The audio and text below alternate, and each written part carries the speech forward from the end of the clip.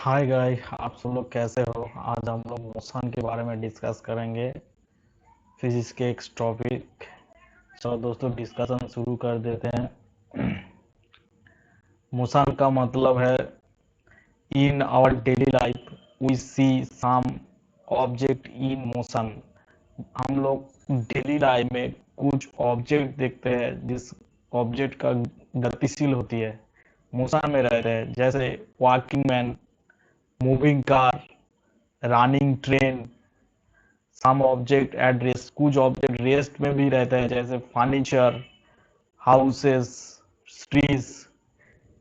इन both cases, सभी cases में we see that in motion, सभी केसेस में हम लोग मोशन देखते हैं।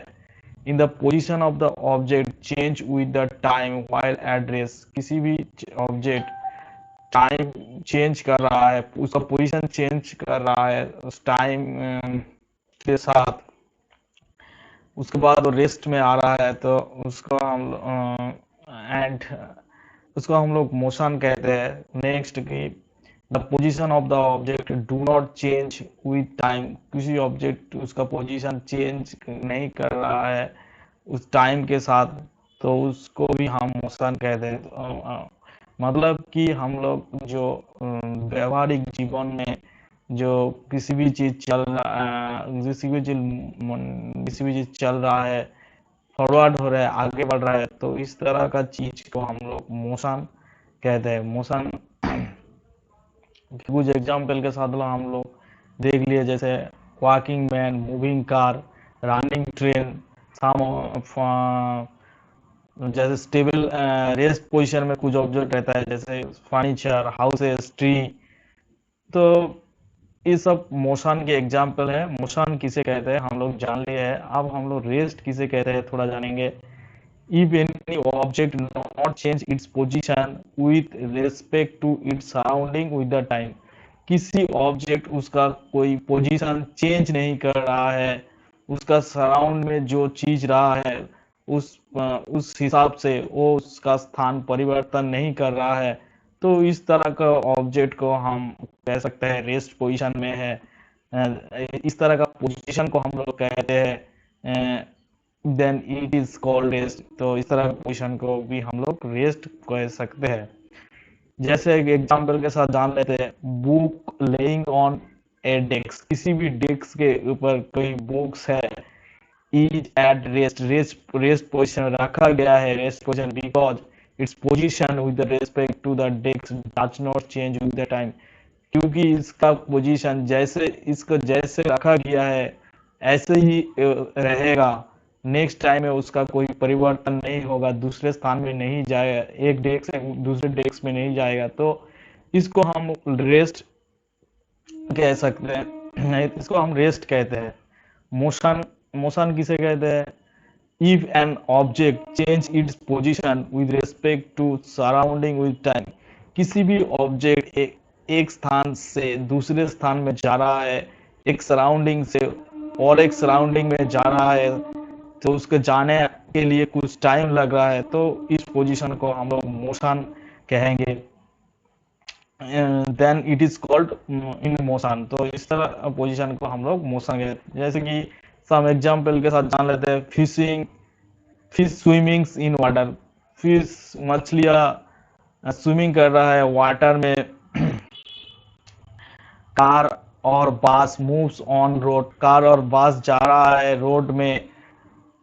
Train moves on track, train जा रहा है ट्रैक के, ट्रेन मूव कर रहा है, चल रहा है ट्रैक के ऊपर, ट्रैक के ऊपर। बर्ड फ्लाइंग, बर्ड फ्लाइंग कर रहा है, पंछी उड़ रहा है इन एयर, एयर में पंछी उड़ रहा है, आसमान में पंछी उड़ रहा है। तो इस तरह का जो एग्जाम्पल है वो एक मोशन का एग्जाम्पल है। Rest and motion are relevant term, rest and motion दोनों ही एक रिलेवेंट टर्म है।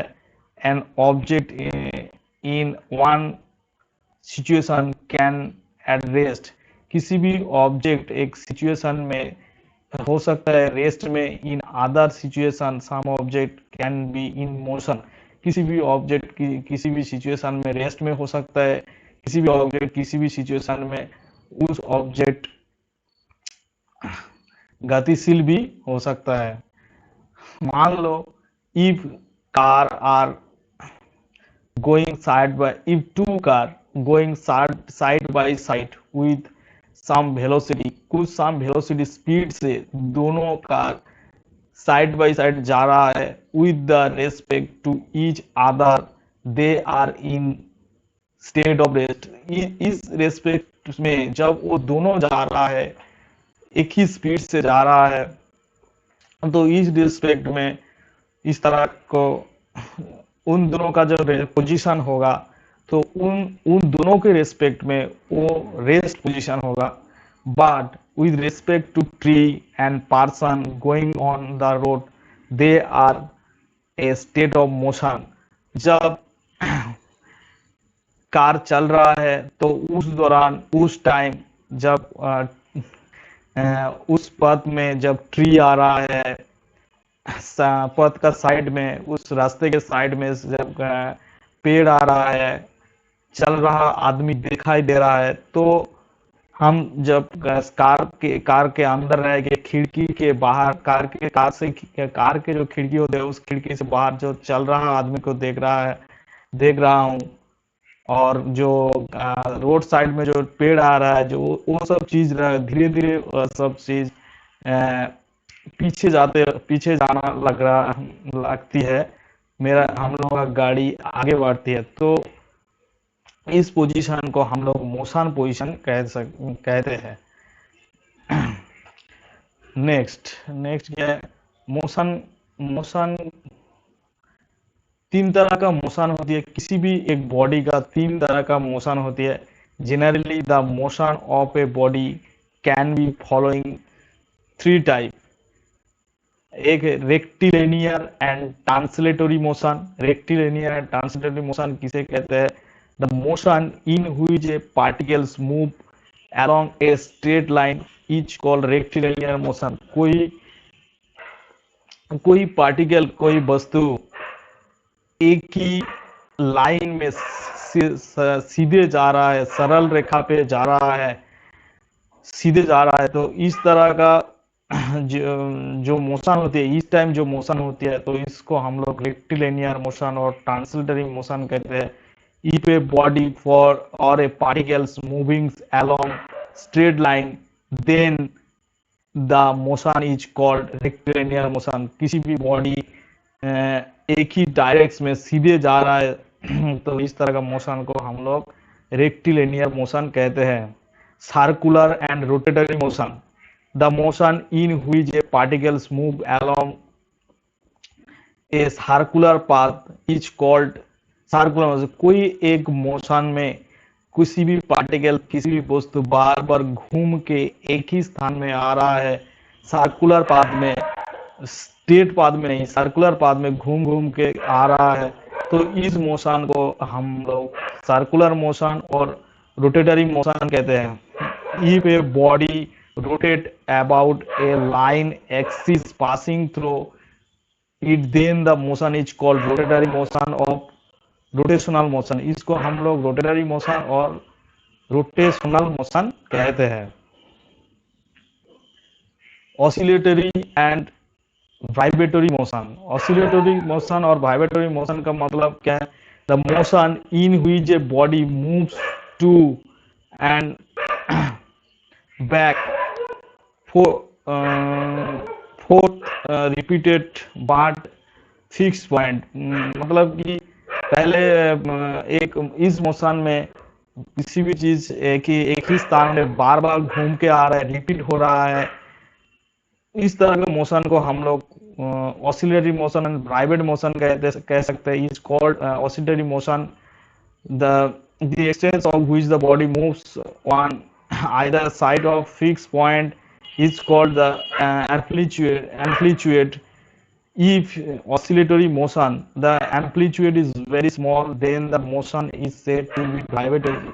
जैसे मोबाइल में जो जब वाइब्रेट कर दिया जाती है तब जो मोशन जनरेट होती है, तो इस तरह का एग्जाम्पल है, मोबाइल एक एग्जाम्पल है।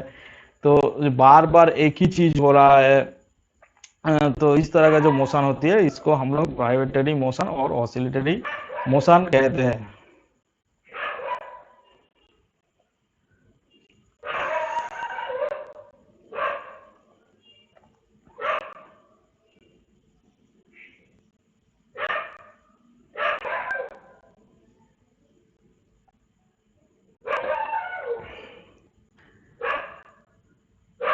मोशन मोशन के दो तरह का स्केल होती है।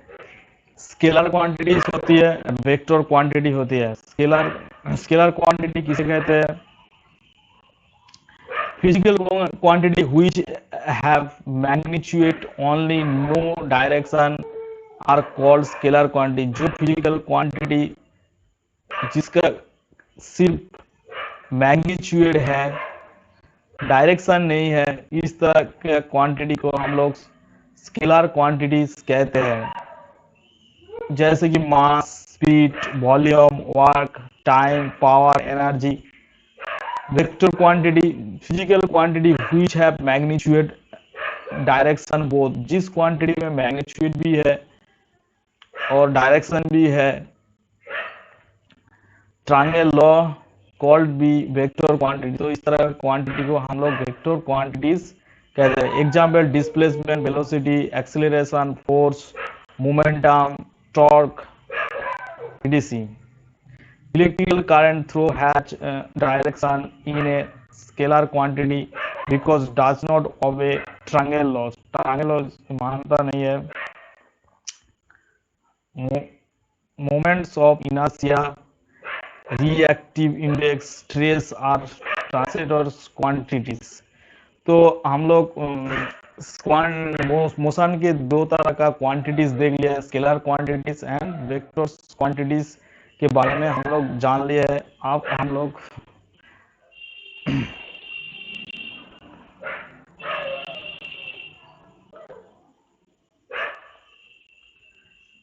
मोशन में हम लोग देखे जो उसका जो मैकेनिक्स होती है, मोशन का जो मैकेनिक्स होती है, mechanics can be divided into two parts. Motion का मैकेनिक्स, मोशन कैसे मैकेनिक्स